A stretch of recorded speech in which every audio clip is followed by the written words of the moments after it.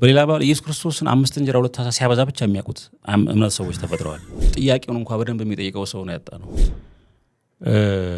ለሰማይ ወፎች ጎጆ አላቸው፣ ለቀበሮች ደግሞ እንደዚህ ጉድጓድ አላቸው። ለሰው ልጅ ግን ራሱ የሚያስተጋበት የለውም ይላል። ለሚጠፋ መብል አትስሩ። ዓለም የክርስቶስ ጠላት ሆኖ ነው የሚመላለሰው። የእውነት ነው ያ ክርስቶስ እንደውም ተውና አንተ እውነተኛ ያሉን ብለህ በየትኛውም ስርዓቱ ዝም ብለህ የምትቀጥል ከሆነ እድሜን ያሳጥሩታል። በሆነ ነገር ኮምፕሮማይዝ አድርገህ እንድትኖር ነው የሚያደርጉ። እንደዚህ እንድትሆን ነው እንጂ የሚያደርግህ ነፍስ ወከፍ ገቢ እግዚአብሔር እንደዚህ ለሁሉ ነው። ልክ እንደ ፀሐይ ነው፣ ለድሃውም ለሀብታሙ። የኢኮኖሚክስን ዲፊኒሽን የተፈጥሮን ብያኔውን መካድ ነው። በተፈጥሮ ሰው ከሰራ ያገኛል። ማጠራቀምን ችግር የለውም ብለው መጽሐፍ ቅዱስን በውስጣቸው ኤዲት አድርገው የሚያነባሉ።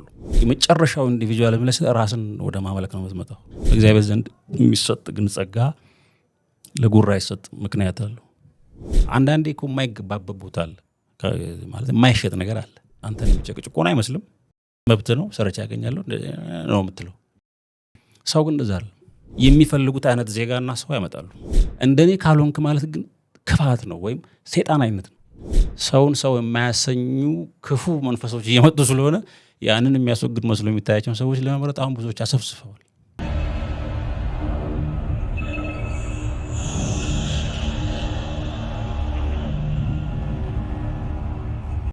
ዓለም ትልቅ ትራንዚሽን ለውጥ ላይ ስላለ የዛ ለውጥ ነውጥ ውስጥ እያለ ነው እና አሁን እያወራን ያለን ለውጥ ውስጥ ጎርፉ ምናምን ውስጥ እያለን ስለምናወራ ይሄ ነው ያ ነው ማለት ብዙም ጥቅም ስለሌለው ዋናው የትኛው ከተማ ላይ የትኛው ነው አድራሻ የሚሻገርበት ብሎ መጓዙ ነው ዋናው እንጂ ፈተናው ዝም ብለህ ዓለምን ካየው አሁን ትራንዚሽን ላይ ነው ያለነው።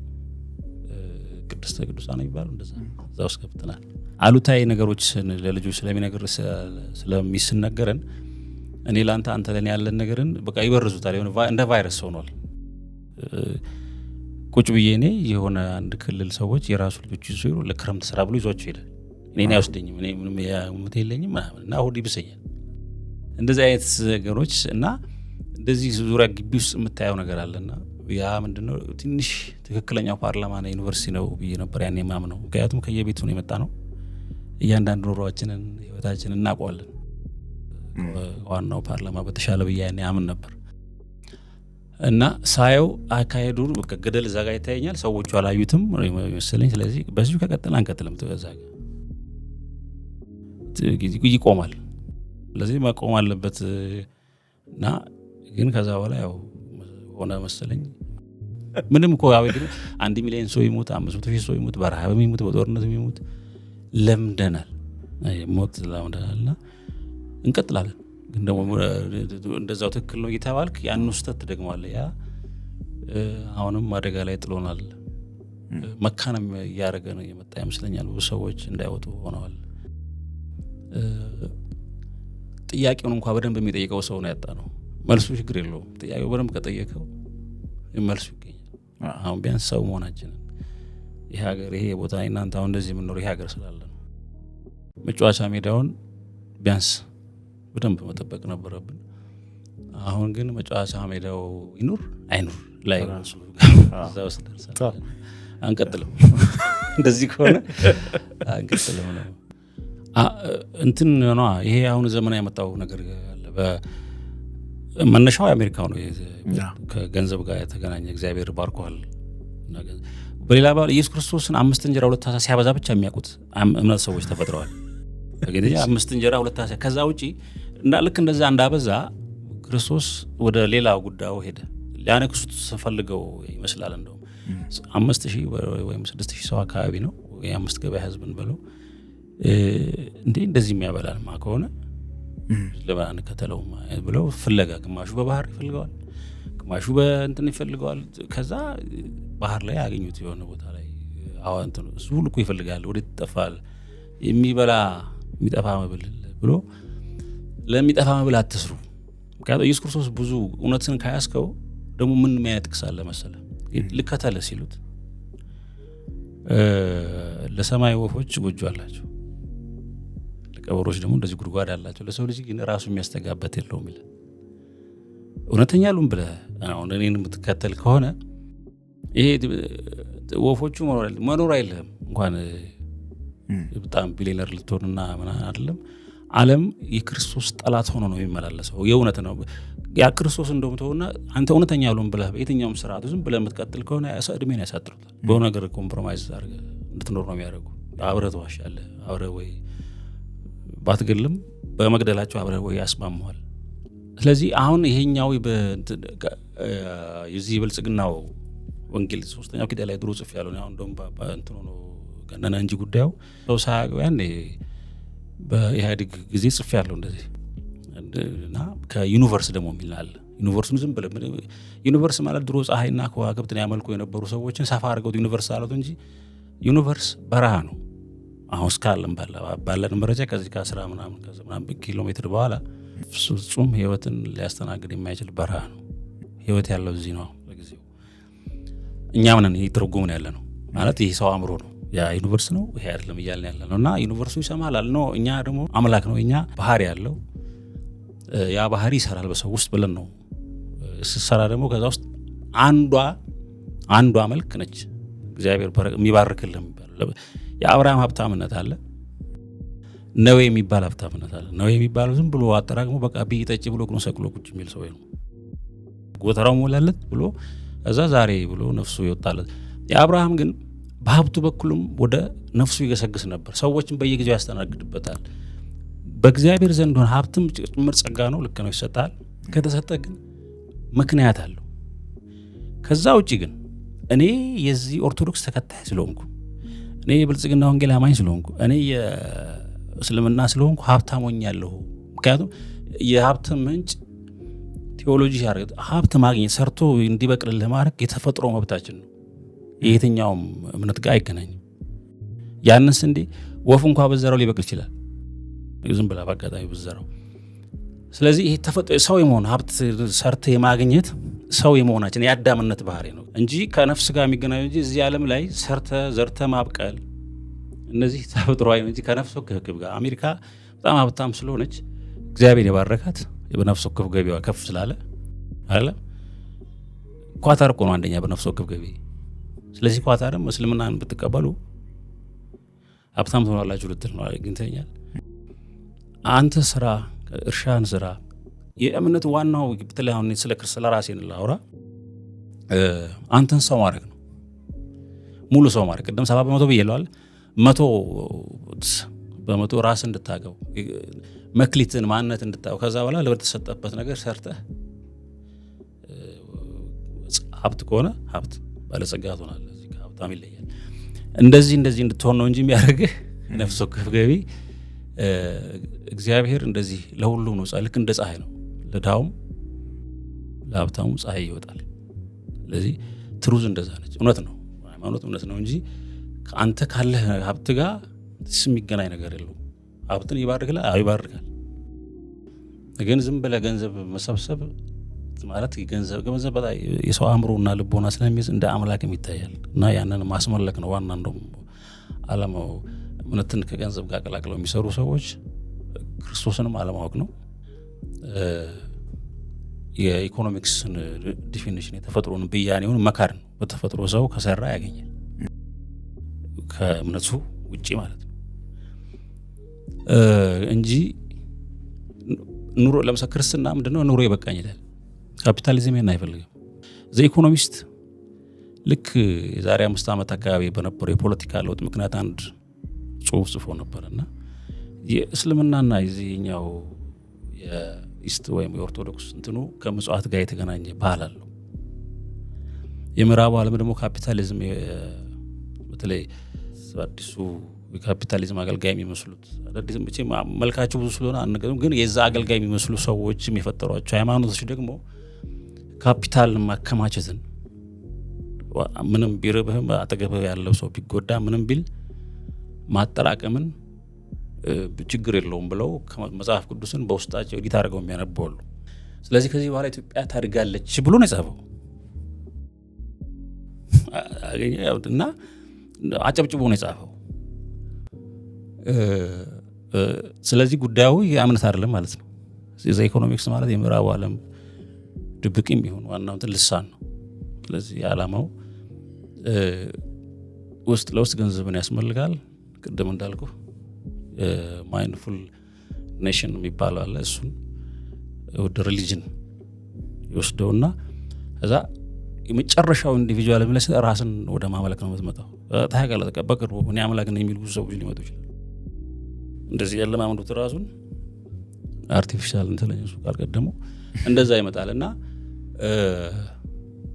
ከነፍሱ ከገቢ ጋር አይገናኝም ያልኩት እዛ የለው። ምክንያቱም አሜሪካኖችም ቢሆኑ ድሃም እያሉ እግዚአብሔር ነበራቸው በል አሁንም አላቸው፣ ችግር የለውም። ከአንተ ጋር ከገባውና ከወጣው ጋር ለሚገናኘው ግን አንድ የጸጋ ስጦታ ሆኖ ይታያል። በእግዚአብሔር ዘንድ ይሰጥሃል። በእግዚአብሔር ዘንድ የሚሰጥ ግን ጸጋ ለጉራ አይሰጥ፣ ምክንያት አለው። ሀብታም ስትሆን በድሆች ላይ ነው የምትሾመው ይላል። ከአንተ በታች በሆኑ ላይ ነው የምትሾመው። ለነሱ በሚጎላቸው ላይ ወይም ስራ እንዲሰሩበት ከሆነ ስራ እንዲሰሩበት ታደርጋለህ። እና እንደ መክሊት ነው እንጂ የሚታየው እንደ ጠቅላላ ወንጌል ነው አይታይም እንጂ ክርስቶስ እና ሌሎቹ የሱ ተማሪዎች ድሃ እየሆኑ ነው አስተምረው አሁን እነሱ የሚያነቡትን መጽሐፍ የጻፉት። ሰብአዊነት ማለት ሰው ነው እና እንደ አንተ አስበው እኛ ሀገር እንደውም ሰው ጠዋት ስራ ገብቶ ማታ ነው የሚመጣው። ሌላ ምንም አይነት ያን የሚያለ ሰው የሚያለ አእምሮ አስበው ሌላ ምንም ያን ሲሰራ ይገባል ይወጣል።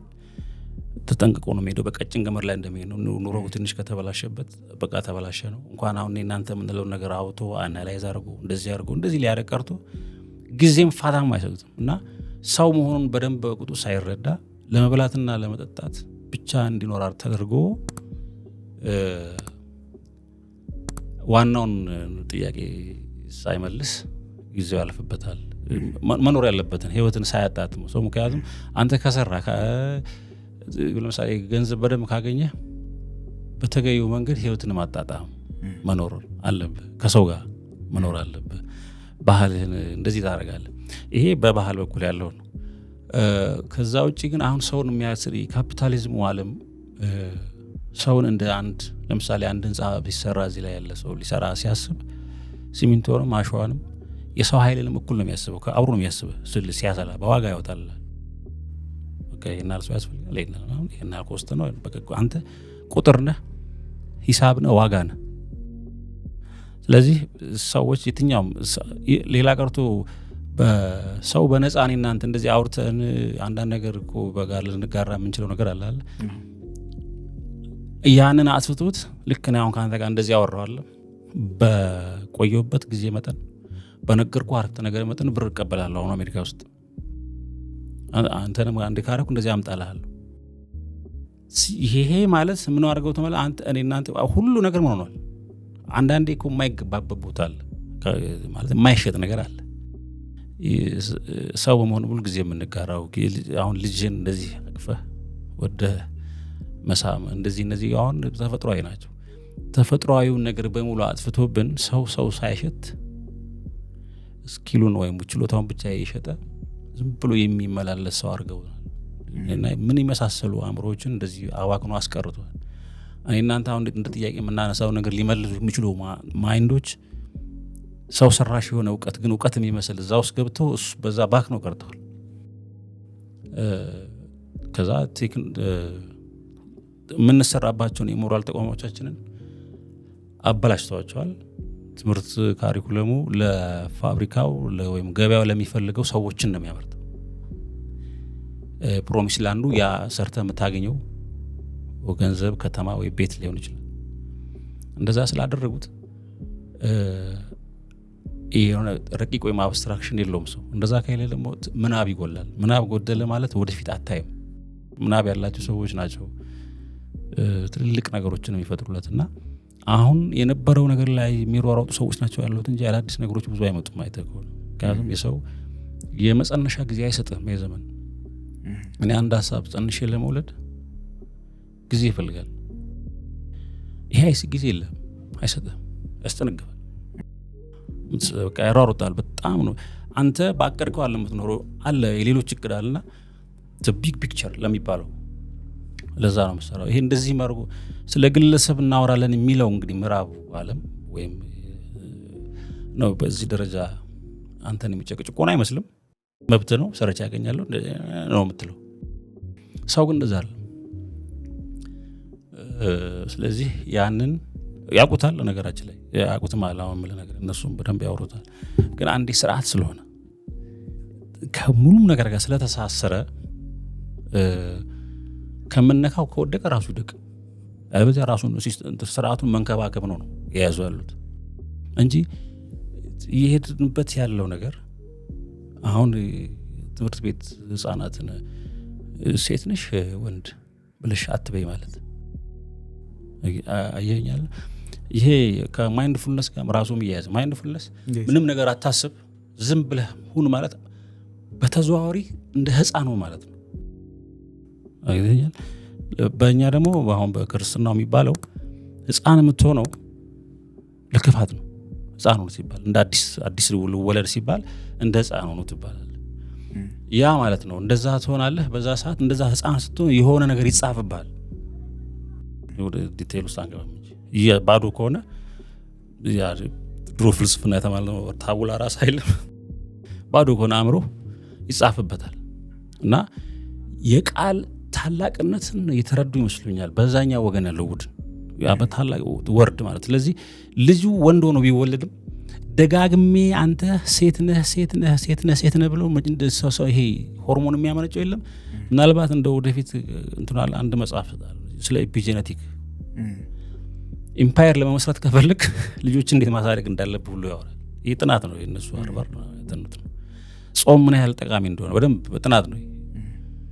እና ህፃናት እንደዛ አድርገው ወርድ ምድር ያደርገ ሰውየው የሰውን አእምሮ ይሄንን ሞለኪውላር ነገር ሁሉ ቼንጅ ያመጣል ብሎ ስለሚያስቡ ነው ሆን ተብሎ ይደረግና የሚፈልጉት አይነት ዜጋና ሰው ያመጣሉ። መጀመሪያ በኮንሰፕት ነው የገቡት። አሁን ጀንደር ኢሹ ላይ ነው የገቡት። አሁን ግን ሴክስ ላይ ገቡ፣ እንትን ጾታ ላይ ገቡ። እኛው ስርዓተ ጾታ ላይ ነበረ መጀመሪያ የነበረው ሞግት። አሁን እንዲሁ ተነስተ አይ ዝም ብለህ ወንድ ነኝ ማለት አይችልም ደም ጀስቲ ሳይካትሪስት አናገር ተባለ። አይ አግኘ ይሄ ምንም መቆሚያ ነገር እንዳይኖርህ አለ ከተፈጥሮ ጋር መጣላት ደግሞ ይገርማል። የግሪን አብዮት ነው የሚባለው ጊዜው በግሪን አብዮት ጊዜ ግሪን ያልሆነ ነገር ወይም አረንጓዴ ያልሆነ ነገር ግን በትምህርት ቤት ይሰጣል። አንድ ሰው እንደዛ ሊሰማው ይችላል ወይ ይታከማል ከፈለገ ይኖራል። ግን ጥሉ ምንድነው መርህ መሆኑ እኮ ነው ችግሩ።